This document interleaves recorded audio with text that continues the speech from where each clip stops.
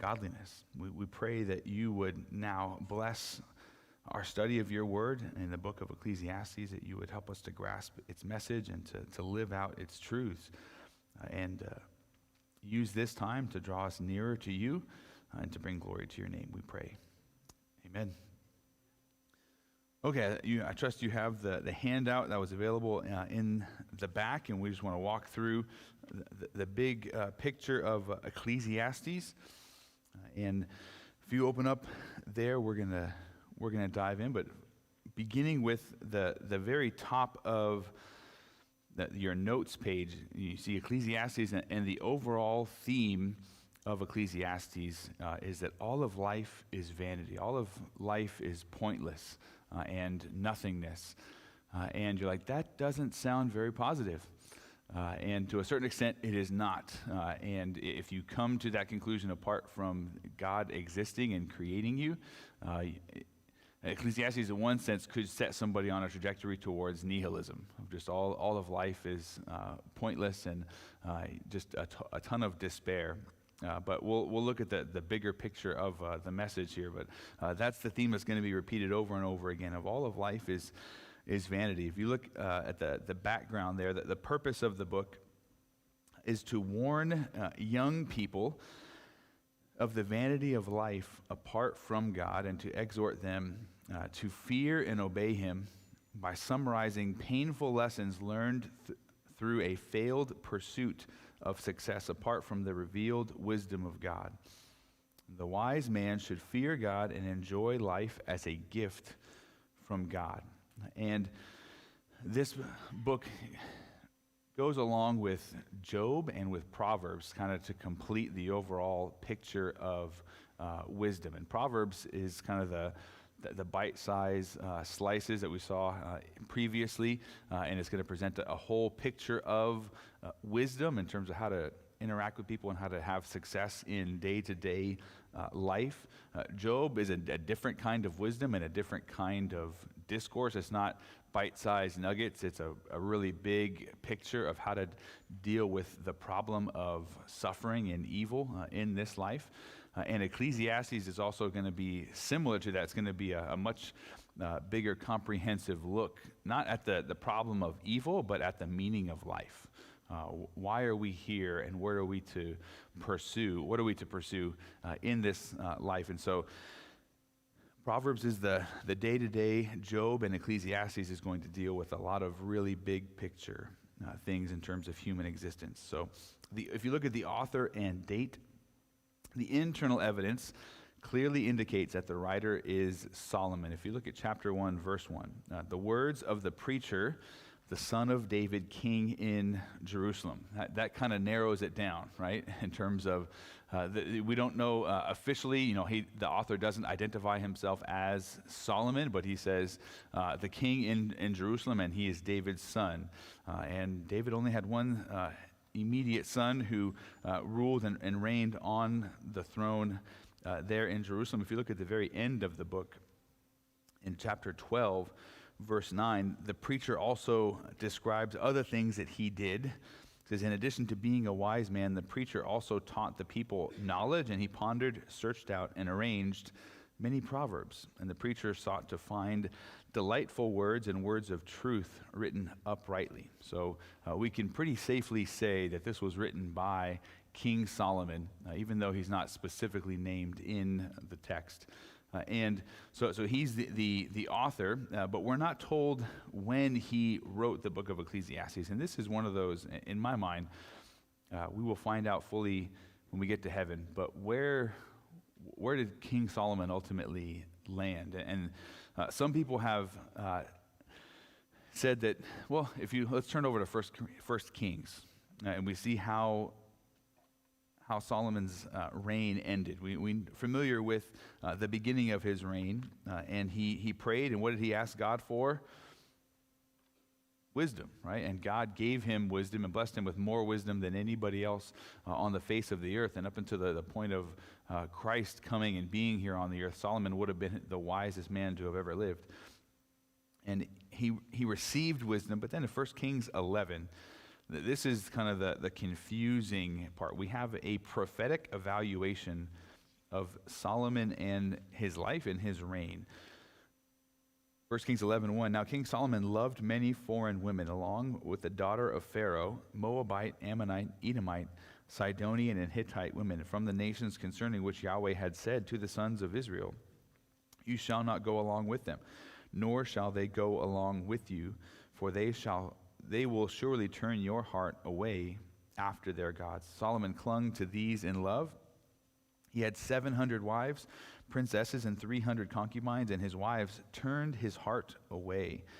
Now it happened at the time that Solomon was old, his wives turned his heart away after other gods, and his heart was not wholly devoted to Yahweh his God, as the heart of David his father had been. For Solomon went after Ashtoreth, the goddess of the Sidonians, and after Milcom, the detestable idol of the Ammonites. And Solomon did what was evil in the sight of Yahweh, and did not follow Yahweh fully, as David his father had done. And then Solomon built a high place for Chemosh, the detestable idol of Moab, on the mountain which is east of Jerusalem, and for Molech, the detestable idol of the sons of Ammon. And thus also he did for all his foreign wives who burned incense and sacrificed to other gods.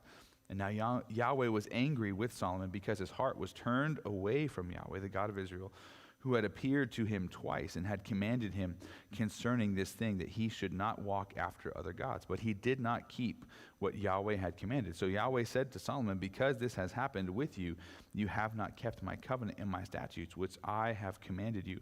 So I will surely tear the kingdom from you and will give it to your servant. So in 1 Kings, we don't have a positive evaluation of Solomon at the end of his reign. And there's nothing that would clearly state that he repented, although some have looked at the book of Ecclesiastes and they would say, hey, Solomon wrote this after or towards the very, very end of his life, and this is kind of a demonstration of his repentance. But I would say that's a little bit of conjecture and hopeful, wishful thinking, because we don't necessarily see that anywhere in the scriptures. So we don't necessarily know what time during Solomon's reign he wrote this, and it may be that he wrote this at the end and he did repent, or it may also be that he wrote this in the middle of his reign and he disregarded his own advice later on. And so we can't speak definitively on that, which is a sobering reality for all of us who dispense advice and counsel, right? That we are still capable of disregarding the things that we ourselves tell others to do. So Solomon more than likely wrote this during his reign rather than prior to it, because it says that he was king. And he reigned sometime 970 to 931 BC. In the Hebrew canon, this book is known as or called Kohelet, which is the idea of, it's named after that term, the preacher. The Hebrew word has the idea of convening an assembly or gathering people together to speak to them. And we get our English title from the Septuagint, which is the Greek translation of the Hebrew Old Testament. Ecclesiastes means one who speaks before the assembly. And the way this is kind of ordered in the Hebrew Old Testament, again, different from our English translations, but it's in between the Song of Songs and Lamentations. And I think it's placed there for a couple of different reasons, because Song of Songs, as we studied that in weeks past, it is a celebration of marriage, right? To enjoy life with your wife. That's the exhortation in the Song of Solomon. And then here in Ecclesiastes, we have this reality of, yes, you can live life in a way that glorifies God and enjoy your work, but fear God and keep his commandments is the final conclusion. And then Lamentations is that warning. If you don't do that, this is going to be the outcome. So I think it's significant, kind of right. It's a good bridge in between Song of Solomon's and Lamentations, which we've studied in weeks gone by. So we're doing things a little bit out of order, but there's I think a significance or a logic to the Hebrew ordering of things. Not that order is inspired, but it's interesting to look at. There, if you look at that chart there, the broad outline of the book is the problem is seen in chapter 1, verses 1 through 11. And that's going to be really the declaration of vanity. You have, we read verse 1, verse 2, vanity of vanities, says the preacher, vanity of vanities, all is vanity.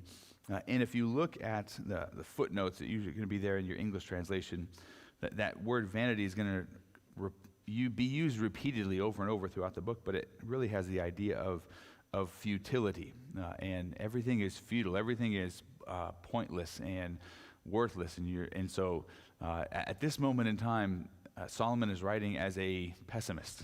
He's writing as all of this is going to lead to nothingness. And if we look at verse 3, what advantage does man have in all his labor, in which he labors under the sun? A generation goes and a generation comes, but the earth stands forever. Also the sun rises and the sun sets, and also hastening to its place, it rises there again, going toward the south, and then circling toward the north.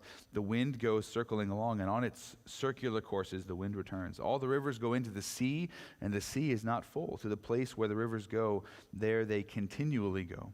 All things are wearisome, and man is not able to speak of it. The eye is not satisfied with seeing, nor is the ear filled with hearing. That which has been is that which will be, and that which has been done is that which will be done. So there is nothing new under the sun. Is there anything of which one might say, see this, it is new? Already it has been for ages which were before us. There is no remembrance of earlier things, and also of the later things which will be. There will be for them no remembrance among those who will come later still. So again, he's lamenting the idea that time continues to go on. And eventually, all of us here in this room, we're known by multiple generations ahead of us and behind us, but there will eventually come a day when none of us are really going to be known, which is sobering. Everything that we have worked for and labored for in this life will eventually be gone and turned to dust and ashes, and we will be out of memory, and this is what he's reflecting upon, and he says, this is horrible. This is the futility of life, and really what he's reflecting on, I say this later on in the notes, he's reflecting upon the reality of the curse. Right at the very beginning, when God warned Adam and Eve, if you eat from the tree of the knowledge of good and evil, you will surely die. And then Satan comes, and as the serpent tempts Adam and Eve, and they give in. And from that point forward, with death looming, that means to one extent or another, life is always going to be vain. It's always going to be empty and futile, because there's going to come an end point. Time's going to continue to march on, but we're going to be left behind. And so, to a certain extent, Solomon is just reflecting upon the way of life living in a fallen world, and all of the struggles that it brings. And so he's going to state the problem there in verses 1 through 11. Then in chapter 1, verse 12, to the end of chapter 6, is really going to be the demonstration of vanity. He's going to be speaking about and describing and giving evidence for all of the different ways in which human experience is vain. And you see this especially in chapter 2. If you look at chapter 2, verse 1, it says, I said in my heart, come now, I will test you with gladness, so that you shall see good things. And behold, it too was vanity. I said of laughter, it is madness, and of gladness, what does it do?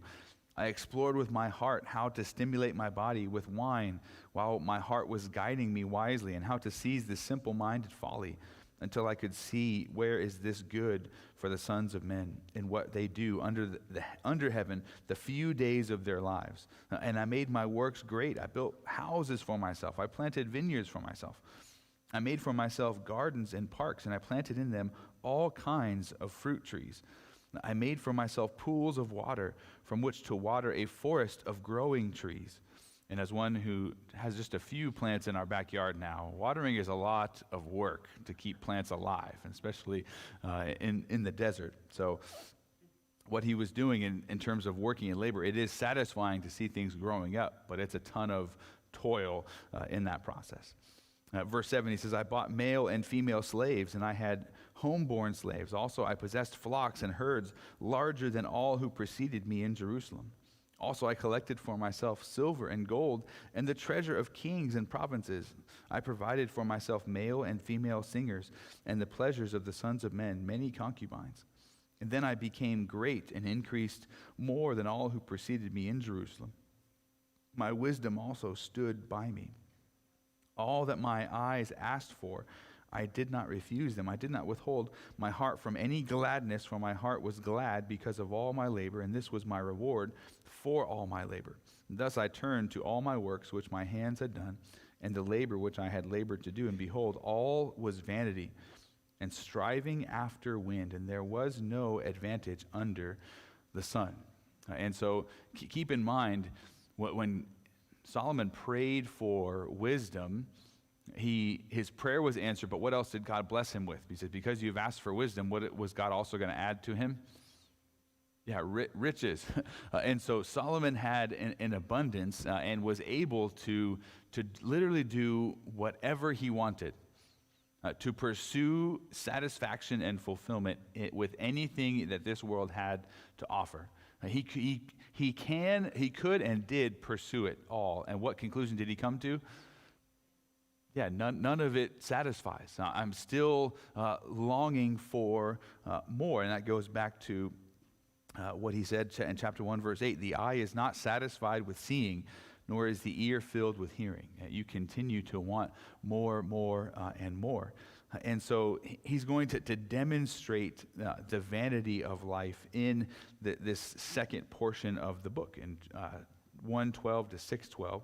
And he's going to go through example after example concerning, we read that first portion. I'm going to kind of read off the headings from the Legacy Standard Bible. In chapter 2, verse 12, it talks about wisdom excelling folly, but then ultimately, both the wise man and the fool, what happens to them both in the end?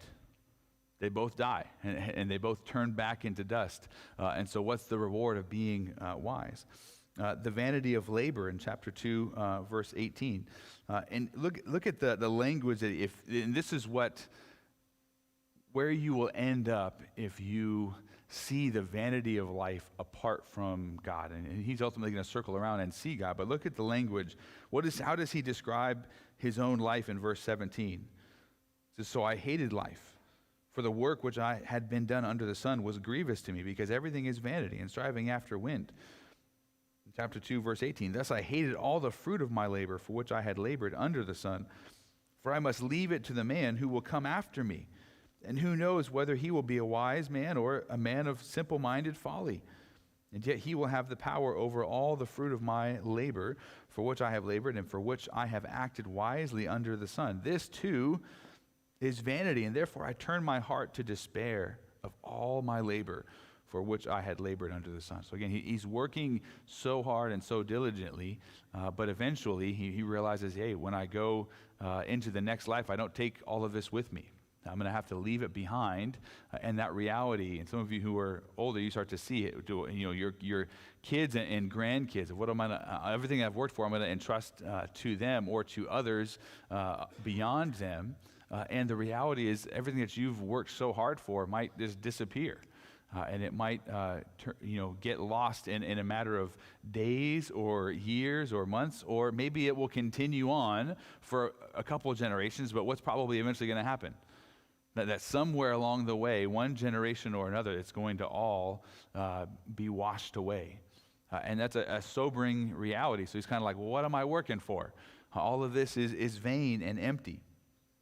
And he's going to be reflecting upon this, but also there's going to be some positive things. If you look at verse 24 of chapter 2, he's going to say, there is nothing better for a man than to eat and drink and have his soul see good in his labor. So even though in one sense it's going to be vain to labor so hard and so diligently and then not be able to control everything that you've worked for beyond your own lifetime. But then he says that the greatest joy and satisfaction is going to come from laboring and seeing the fruit of your labor, right?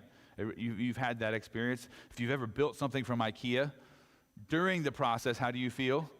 right? You're praying imprecatory prayers upon them for their wordless instructions. And what does this go? Where did what?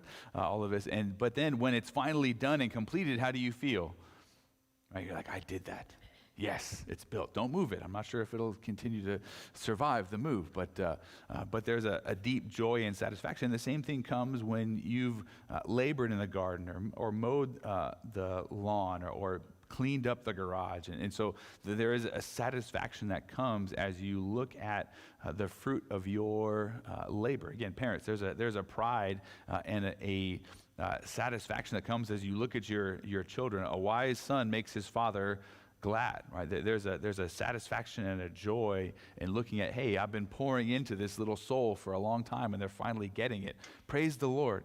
And so that is what Solomon is also concluding. He's going to say that repeatedly. That's going to be a corresponding theme now that's been introduced. In one sense, all of life is vain and empty and pointless because I can't control beyond my own lifetime. But in another sense, I need to enjoy life while I'm here. And to do good and to labor and to take joy and satisfaction in my labor unto the Lord. And so that's what we begin to see in that demonstration of vanity. And then in the latter portion of the book, you're really going to have the prescription. Again, this is a simplified outline. The prescription is going to be the deliverance from vanity, in essence. And he's going to conclude that being delivered from vanity is only going to come in understanding who God is as the creator and entrusting yourself to him, and living in fear and reverence of him, knowing that one day you're going to have to stand before him, and keeping that in mind, keeping the eternal perspective of this life, because if you only look at this life, then you will despair. And again, we see that in the world all around us. People, when we deny God, what happens? Everything seems like vanity, and we have to fix everything here. And rather than being able to entrust ourselves to a holy, sovereign God. And so there's a ton of implications for the book of Ecclesiastes, of living in light of eternity rather just in the here and now. There's a few important passages, and I say that in terms of key or important passages. These would be the ones that are kind of giving the sense of the book, or that you'll be able to immediately pull out and use for discipleship and or evangelism later on. There's a ton more in Ecclesiastes. I read the book over the last few days, and I had a ton of highlights within there, and it's just chock full of wonderful wisdom. But the key passages, kind of the statement of the theme of the book, is in chapter 1, verse 2. The vanity of vanities. If you look at chapter 3, verse 11, it is really important because it talks about that God has set eternity in the hearts of humanity. And so that's really important for you to grasp. And then also, when you're talking with other people about the gospel, this is common ground to hit on, that everybody knows there is something beyond this life. Think about that. Every human culture knows that there's something after this, that yes, there is death, but then we all have some type of a concept of what comes afterwards. And some try to suppress that truth and unrighteousness more recently. If we just cease to exist. But it's like, no, you're suppressing that truth, and we all know that there is life after this life, and that is put there by God. So it's a wonderful truth to be able to point to, but also to keep in mind and to appeal to as you talk with others about the gospel. Chapter 5, verses 1 through 7, emphasize the reality that we need to fear and worship God, and we'll circle back around to that passage. And then the end of the book, the conclusion, when all has been heard, is to fear God and keep his commandments. And this applies to every person. If you turn the page over, so we walked through the simple kind of three-part division, and that's kind of us looking at the text and saying, what seems to be the flow here on a surface level. But there's also a more complicated structure that I would draw your attention to. Again, we've talked about chiasms, and Tim Carnes has called me out for loving chiasms, and I'll wear that. And I think if you look at the overall structure of the book, there's some profound parallels. We read the title in chapter 1 and then the conclusion in chapter 9, and they're both emphasizing who the preacher is and what he has done. Then there's going to be a short poem at the beginning, which we read concerning the brevity of life, and that's that letter B there at the top. And then B prime would be how you read that kind of at the bottom part of the chiasm, is that there's wisdom concerning the brevity of life and the practical advice about living. And in chapter 11, verse 7 to 12:8, and he's going to direct that expressly towards youth.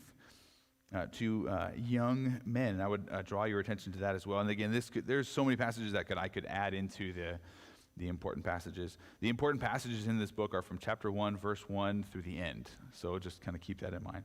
But if you turn back over to chapter 11, this is really important, especially for youth students. Again, this book is directed to those who are young. When it seems like I'm never going to grow old and all is great and I can do anything. And I want to go and follow my heart and do my thing. And Solomon says, okay, yeah, that is a good thing. This is the only time the Bible says to follow your heart. So chapter 11, verse 7, the light is sweet and it is good for the eyes to see the sun. Indeed, if a man should live many years, let him be glad in them all, and let him remember the days of darkness, for they will be many, and everything that is to come will be vanity. Now, be glad, young man, during your childhood, and let your heart be merry during the days of young manhood, and walk in the ways of your heart in the sight of your eyes. All right, so there's that exhortation, like, hey, follow and do what you want to do, what will delight you and be pleasing to you. Figure out what you like to do for work, because you're going to be working for the rest of your days. You're going to be toiling, and it's going to be wearisome. And eventually those days of merry and fun and childhood are going to come to an end. Yet, the end of verse 9, yet know that God will bring you to judgment for all these things. So it's like, hey, go follow your heart, but keep in the back of your mind that one day you have to stand before God for all of the decisions that you make, even in your youth. Right? And this is also where I would say youth students, talk with those who are older than you, talk with your parents, talk with youth leaders, talk with others in the church and get to know them and say, hey, what mistakes did you make when you were young? Don't let that be the first thing that you say to them, But again, go and ask them. And I would guarantee you, everybody here, if you're older in life, do you have regrets when you were younger? And am I the only one? Yeah. And so these are the things that we need to keep in mind, and we need to warn the young about. And again, there's a reality where young men and young women are going to go and pursue their own decisions, but they have to keep this reality in mind, that God will bring you to judgment for all these things.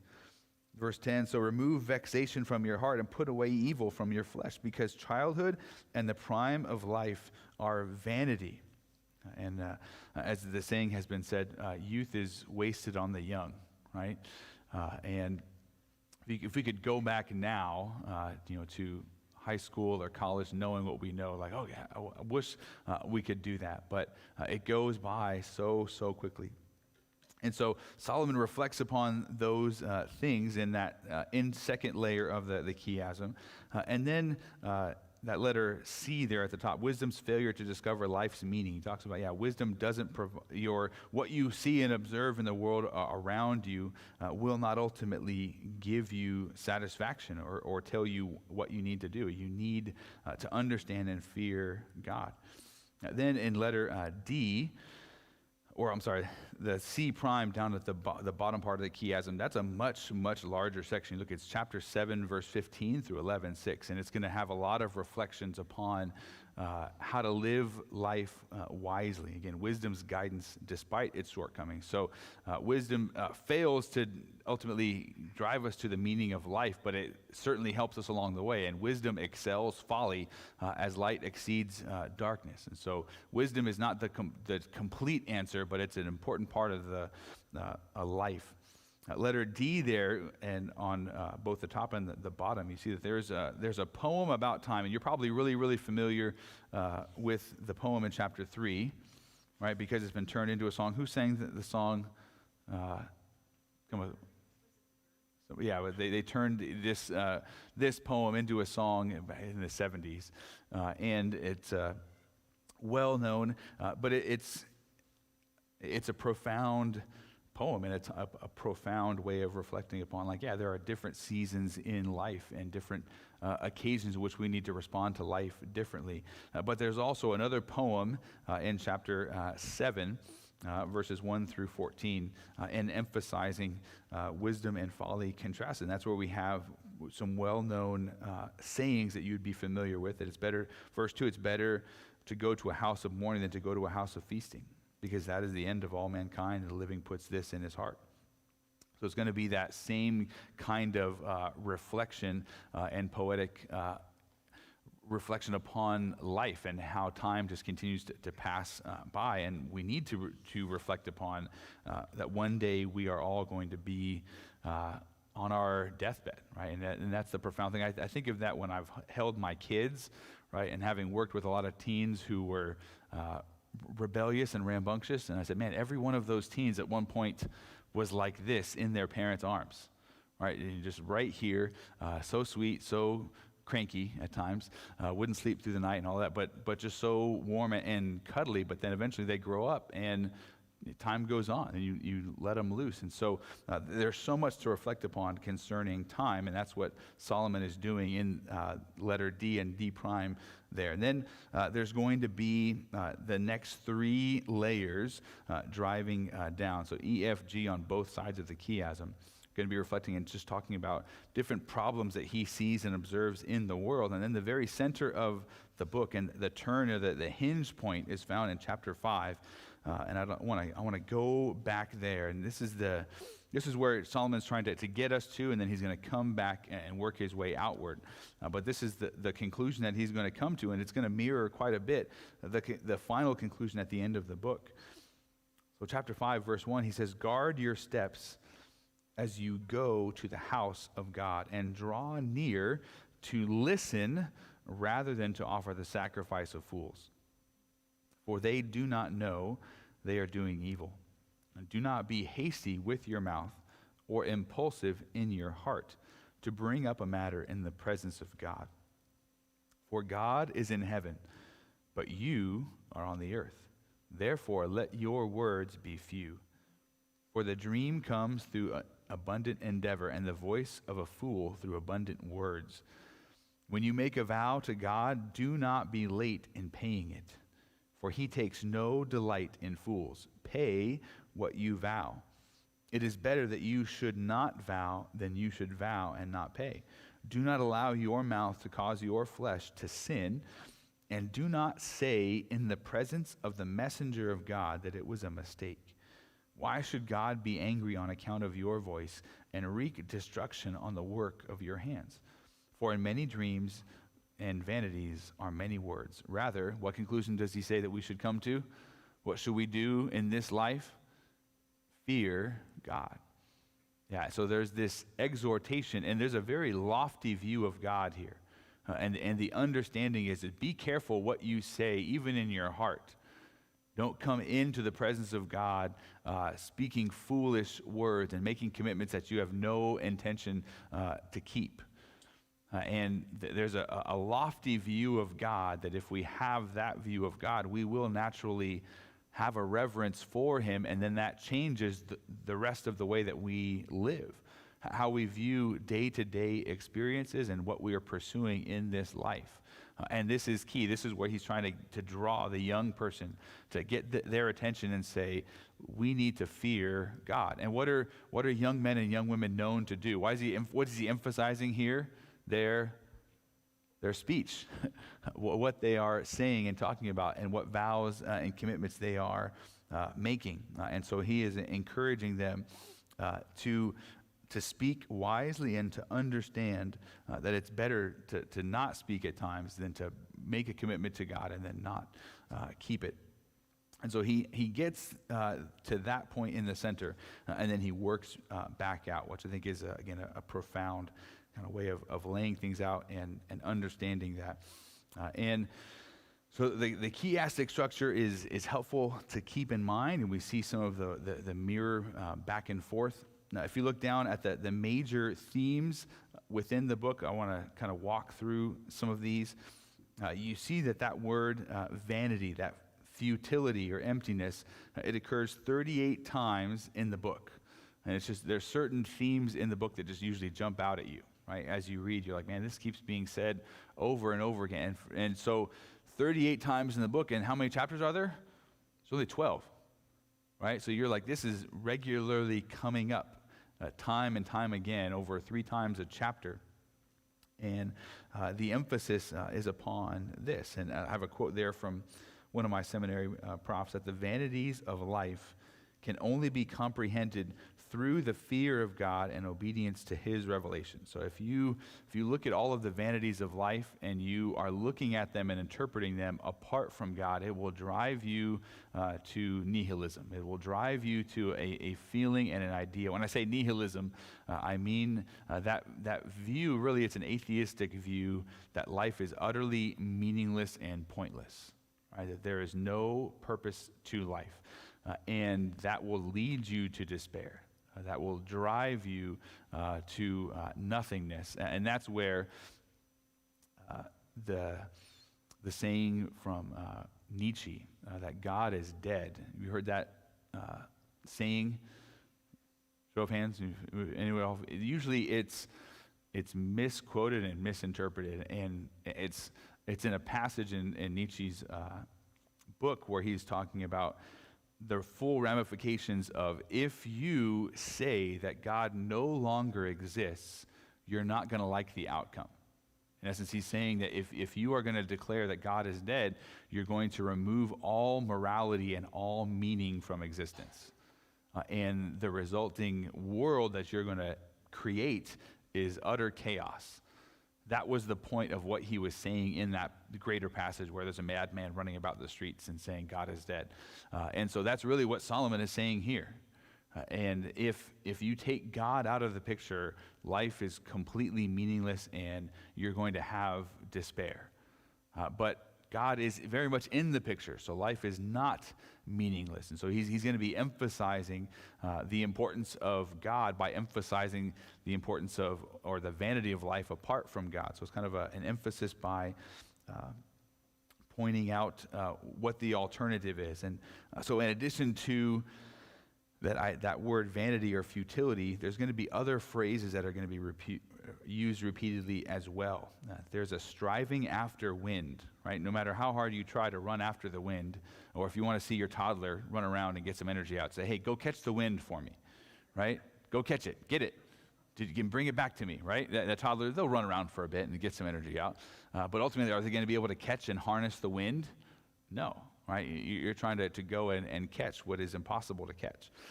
Also, there is a phrase that he uses repeatedly, that there is no advantage. And it just, if I do this, it's wise for a time, but ultimately there's no advantage that is gained from so doing. If you look at chapter 3, verse 19, for the fate of the sons of men and the fate of beasts is the same fate for each of them. As one dies, so dies the other, and they all have the same breath. And so there is no advantage for man over beast, for all is vanity. So what is he saying there?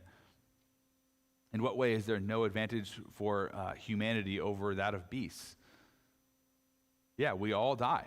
Right, so in that sense, of it all comes back to the same reality, and we all go back to the dust from which we were created. And what is he alluding to and referring to there?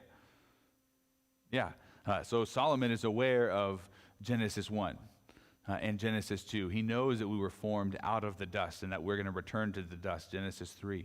So there's an affirmation of the overarching worldview and picture of the Bible here in Ecclesiastes. And he's pointing out that we're all headed in the same destination of death. And this is just life in a fallen world. And he says repeatedly that there's no profit. He also talks about Roman numeral 2 there, under the sun, and just kind of life on this earth. And no matter where you are, you're going to be kind of under the sun. Yes, even at nighttime. You're going to be living under the reality of God's creation. And he's going to, when he talks about it in one sense, he's going to be referring to all people and all humanity, all of us who are here on the earth and for all of life. This is just our common experience. And then he's going to emphasize death. We see that over and over again. And it is good to reflect upon death. It's a scary thing, right? But it is a good thing. In that verse that we read in chapter 7, right? That reality of it's better to be in a house of mourning rather than a house of rejoicing. Talk to me a little bit. Why do you think that is? What's the logic of what he's saying there?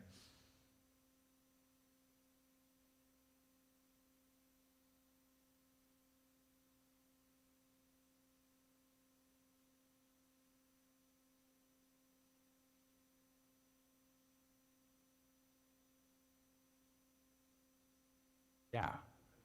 So in one sense, when you're reflecting upon death, you're reflecting upon, I'm going to, one day, things are happening out of my control and I have to be dependent upon God. Absolutely. What else?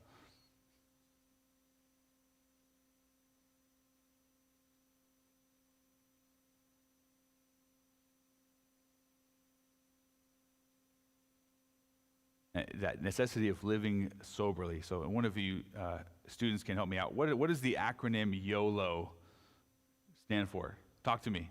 Somebody shout it out. You only live once, right? And usually when does somebody shout out YOLO? In a house of rejoicing, or when they're going to do something really dumb. They're like, I'm going to jump off of this roof into the pool. YOLO! It's like, if that's true, it's like, if you only live once, like, why would you waste it doing foolishness? Right? Like, is it really, if you only live once, is this how you want to die? Is this how you want to be ushered into the presence of God? But that need to reflect, like, hey, if I do only get to live one life, how am I going to spend it? Were you going to say something, Tina?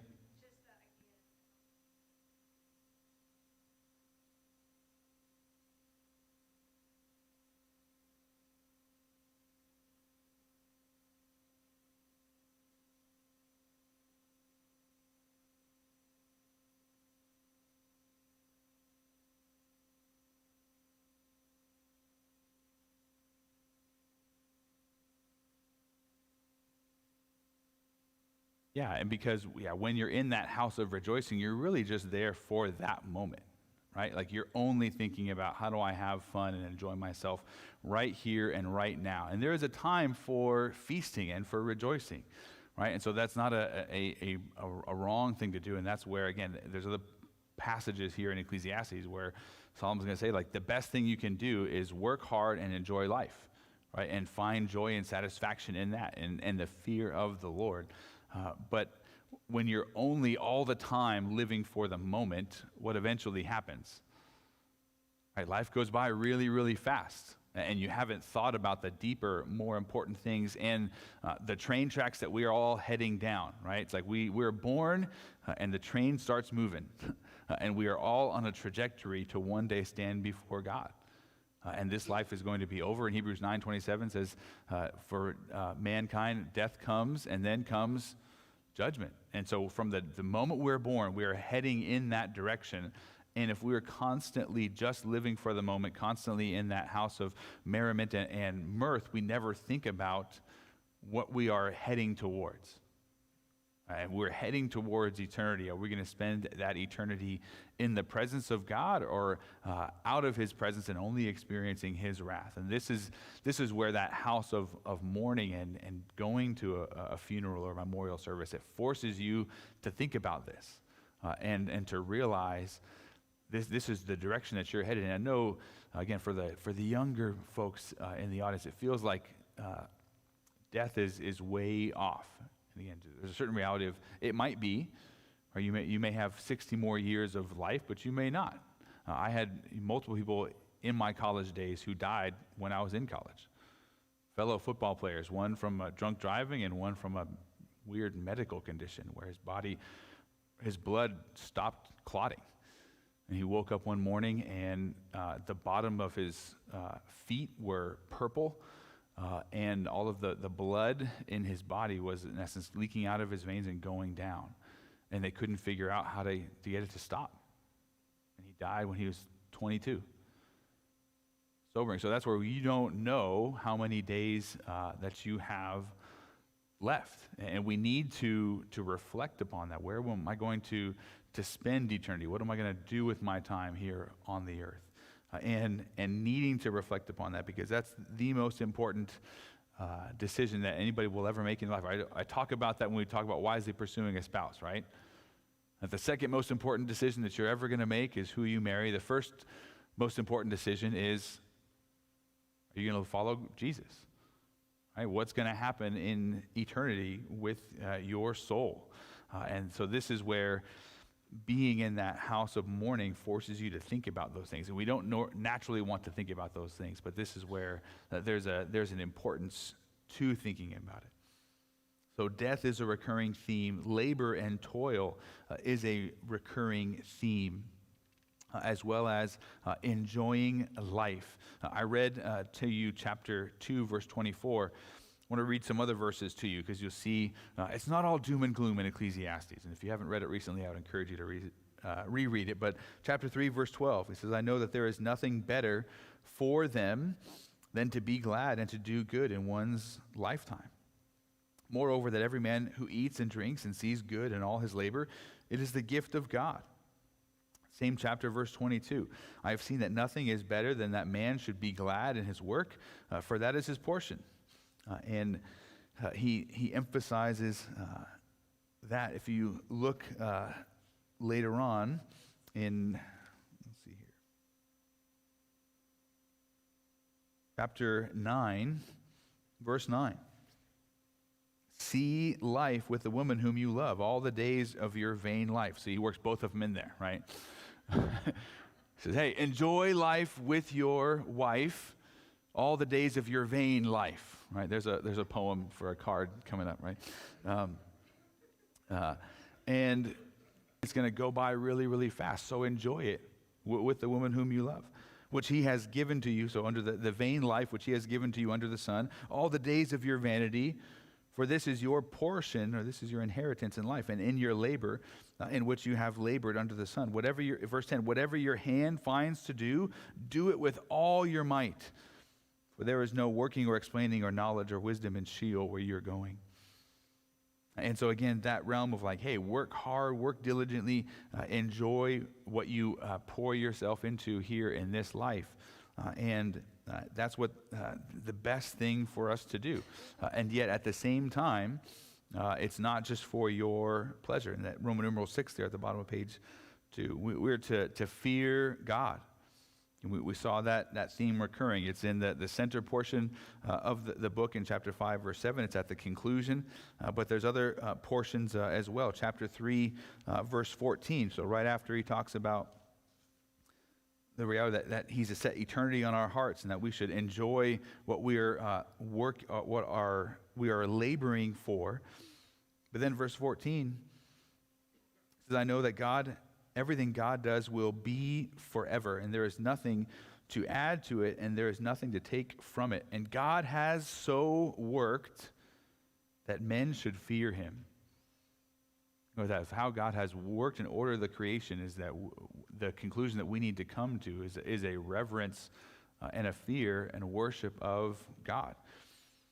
And you look at that quote there again, to quote my seminary prof, the only individual who enjoys the vanity of this life is the one who fears God. Labor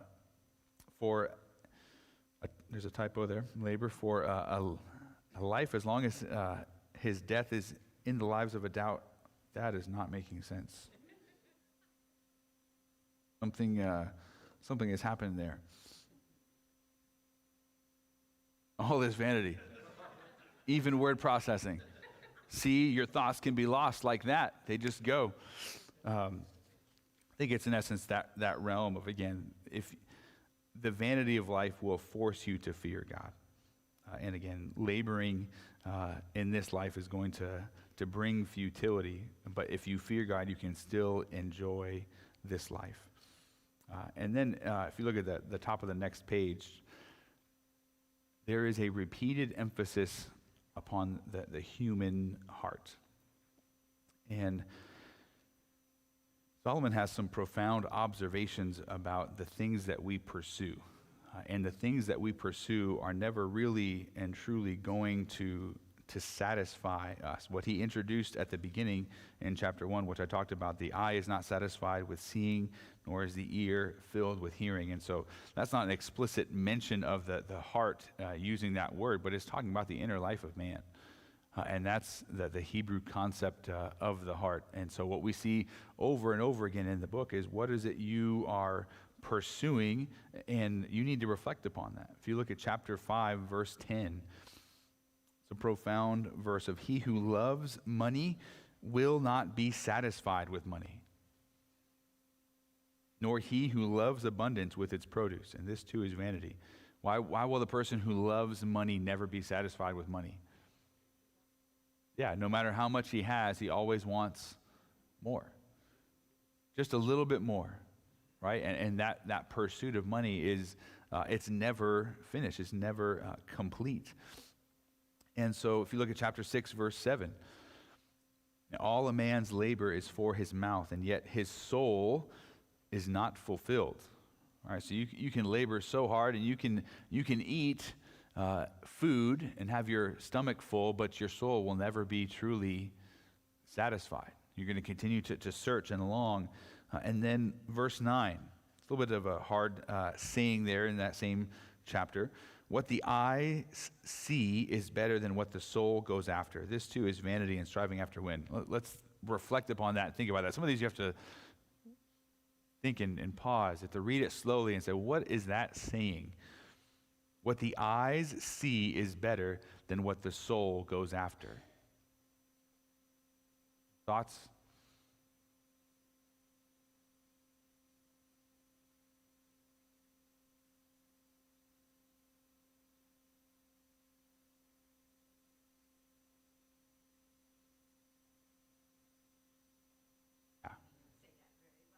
Yeah.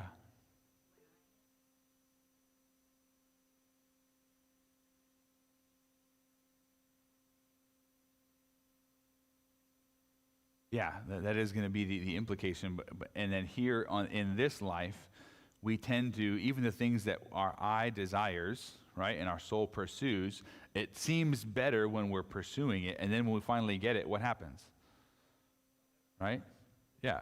It's not enough, right? And yeah, it is elusive. And it's that saying of the grass is always greener, right? You always want the next thing. Your eye is always drawn to that. So take, for instance, a young couple, if they get married and they move into their first apartment, what are their initial thoughts about that first apartment? Oh, it's so magical, and isn't it wonderful to have a place of our own and all of this? And then what happens over time? They want a house, right? But you loved that apartment, right? It was the best thing ever. And then, so they pursue and they get that house, and when they immediately move into the house, how do they feel? So wonderful. Look at all the space that we have, and we can do all of these things, and my heart is so happy and satisfied. But then as time goes on, what happens? Yeah, there's a lot of work. They're like, man, there's a lot to do when owning a home. But then that realm of gradually, what do our hearts want? More and more. And you just think about that. And you see this all the time with little kids and toys, right? Christmas morning, they love the box, yeah. Right? I got you an empty box for Christmas. Yes! It can be anything that you want it to be. But the toys that they get, they rejoice in and they play with them. But then after a period of time, what happens? They're garage sale, right? This is the spring and the season of garage sales right now.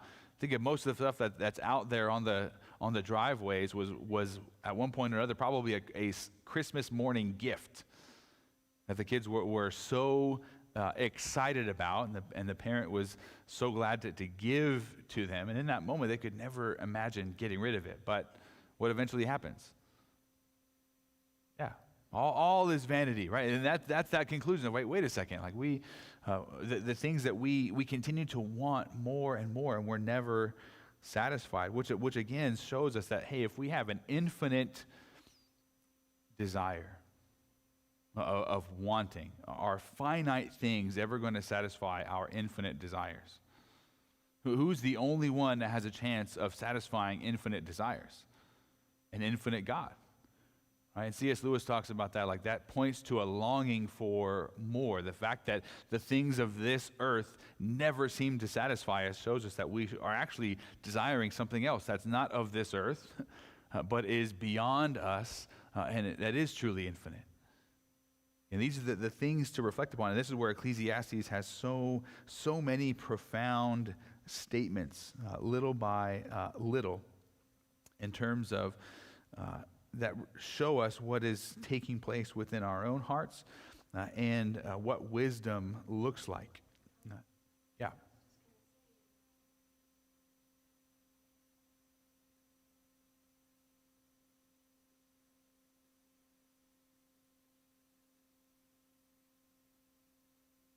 Yeah. Yeah.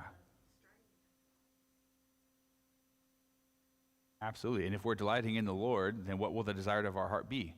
Him, yeah. And then he's happy to give us himself. And that's that satisfaction that comes. And that's, again, what Solomon is seeking to tell others about, because he had the means and actually the time to go and to pursue all of these things. He was at peace during his time and during his reign. So he wasn't going to fight battles. He's like, okay, what do I do here at home? Let me build stuff, the temple and the king's house, and oversee that, and let me pursue my own desires and satisfaction. And so the heart is a central theme to the book, as are the sons of man. And within that, he's just talking about humanity in general. This is the common human experience as he's reflecting upon life.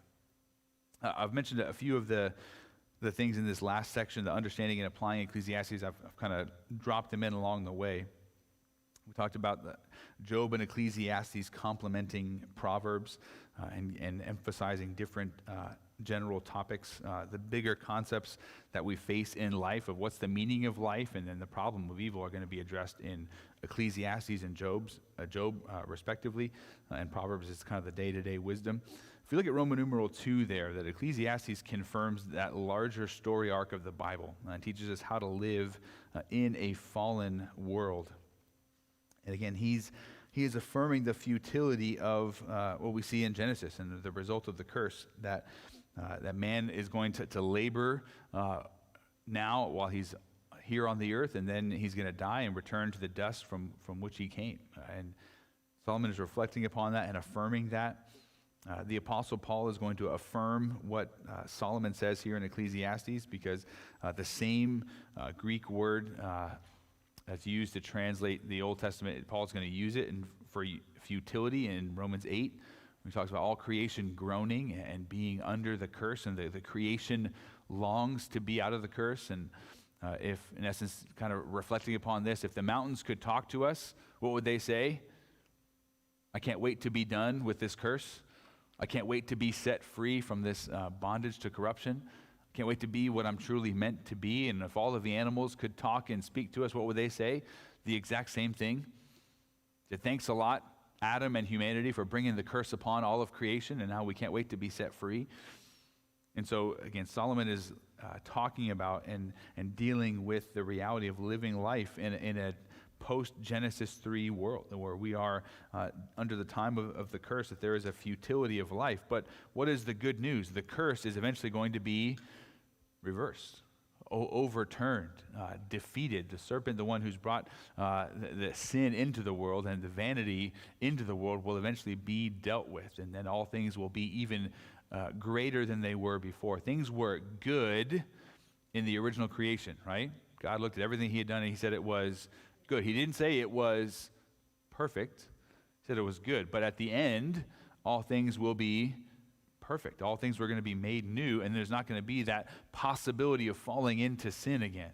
Things are not ever going to be tainted ever again with sin and with vanity. All things will have purpose, and we will rejoice to be with the God that we should fear and reverence. And so keeping all of that in mind, that, hey, one day things will be infinitely greater. And again, I think that the big takeaway of Ecclesiastes is that final conclusion at the end. And I hinted at it, but let's go there and read chapter 12, beginning in verse 11. The words of wise men are like goads, and masters of these collections are like well-driven nails, and they are given by one shepherd. But in addition to this, my son, be warned, the making of many books is endless, and much devotion to books is wearying to the flesh, which I can attest to. Verse 13, the end of the matter, all that has been heard, fear God and keep his commandments, because this is the end of the matter for all mankind. For God will bring every work to judgment, everything which is hidden, whether it is good or evil. And that is the stamp that Solomon wants to put on our existence. That there's a futility while we are here under the sun in this life, but it's not always going to be that way. And there is going to be coming a time when all things will be made new. And in fact, something I found to be really interesting in chapter 12, verse 1, he says, remember you also your Creator in the days of your youth, before the evil days happen and the years draw near, in which you will say, I have no delight in them. And then in verse 2, Solomon mentioned something before other prophets and biblical authors allude to it. He says, before the sun and the light, the moon and the stars are darkened, and the clouds return after the rain. So he's talking about that time of future end time judgment. And Solomon, I think, is going to be the first one to allude to that here. And later biblical authors, Joel, speaking about the day of the Lord, are picking up the strands that Solomon laid down here in Ecclesiastes. And again, Solomon is looking forward to, hey, there's going to be judgment in the future. We need to fear God as our Creator in the present. So.